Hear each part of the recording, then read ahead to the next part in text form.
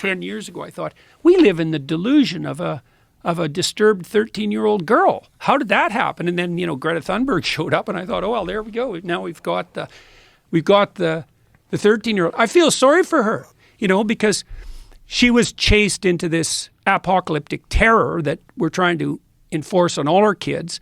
And then you think about her position, so now she's all afraid, and her mother's facilitating that like mad. And then, she announces her fear, her neurotic fear, essentially. It's driven by negative emotion. And, Macron says to her, oh my God, Greta, you're absolutely right, and bows. It's like, what the hell's a girl to think? Because what she really wants is to freak out a bit, and for someone calm and reasonable to say, hey, look, kid, the apocalypse has always been on us. It's always the case that the future has the possibility of being dreadful. But, we've conquered terrible things in the past and overcome massive obstacles, and there's no reason at all not to assume that we can do the same thing. That's a very important point. Well, yeah. It's such an important point because there's never been a time ever where everything was perfect. Well, that's for sure. There's never been a time ever environmentally where the Earth was stable. No. If you go, stable, currently you can kind of like guess what the weather's going to be. But if you look at like models of like thousands of years, it's never been flat. It's always been up and down, heats up. Well, the Earth was freezes. An ice ball many times. Yeah, many times. Yeah, so yeah, well. Randall Carlson was saying there's been times in our like distant past where the CO2 levels and the oxygen levels were so fucked up that we were close to losing all life on Earth. Right. And then this can happen. See, the antithesis to that is to believe in something like the intrinsic paradisal stability of well-balanced Mother Nature. Right. It's like, yeah, a bit, but no, not really. There's a lot of variability, of course, that kind of variability, that's hard on people because you want a certain amount of stability so you don't die. Right, but it doesn't deny that human beings have an impact on this either.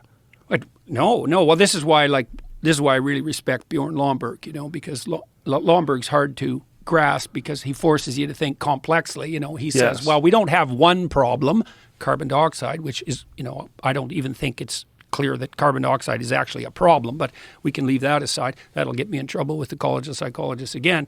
But, Lomborg says, it's a factor. Yeah, it's a factor. Yeah. But there's lots of factors, and God only knows what the most pressing problems that confront us truly are.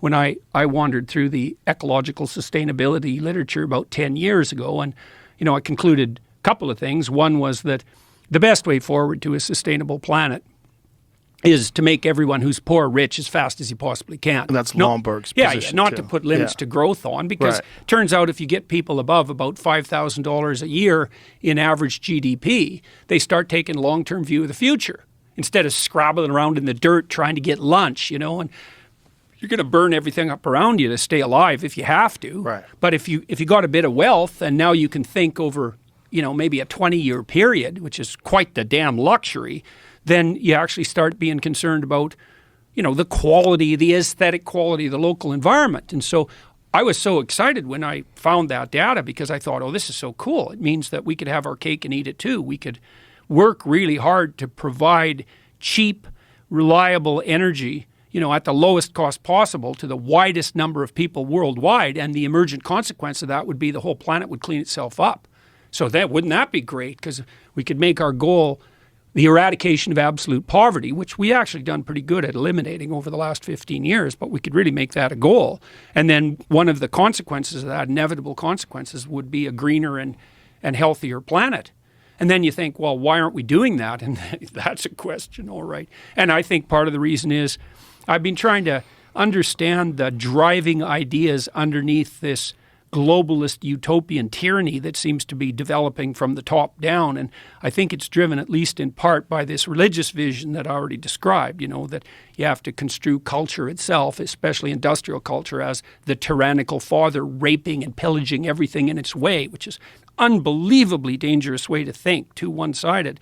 And the idea that you have to impose limits to growth on people in order to have a sustainable planet. And that's allied with a view that probably stems all the way back to people like Paul Ehrlich in the 1960s, who really believe, truly, that maybe the planet should only have 500 million people on it, or a billion, in relative poverty, or 2 billion barely scraping by, because otherwise they're going to be wrecking everything, and, you know, controlled by some top-down authority that makes bloody well sure that no one's consuming too much. And so when I look at ideas like that, that first assumption, you know, the planet has too many people on it, it's like, I don't like to hear people say that, because when I hear that, I think, okay, buddy, who exactly are you thinking about getting rid of? Oh, well, it's not like that. It's like, yeah, it's like that. It has to be like that. It is absolutely like that. And so, you know, it's easy to get all paranoid conspiracy theorist about the WEF, say, and maybe there's some utility in that. But, you know, I don't think anybody's sitting at Davos going, well, we got to scrap 7 billion people.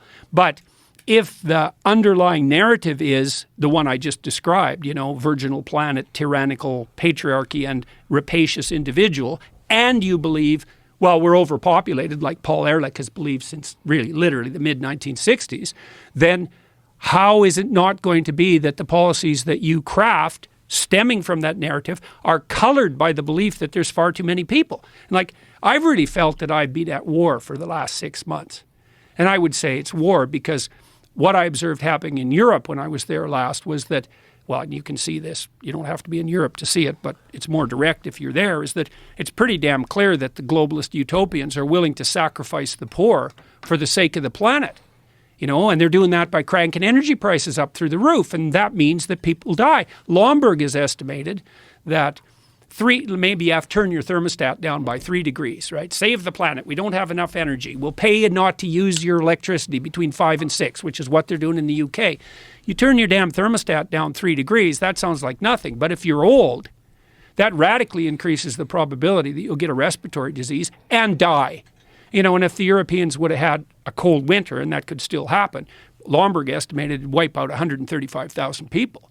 It's like, well, you know, we're just making energy more expensive. It's like, what do you mean you're just doing that? So imagine the economic system. It's a pyramid. There's a bunch of people at the top. They have almost all the money. That's par for the course for any productive system. Any system that's productive ends up with a distribution like that. It's like a law of nature.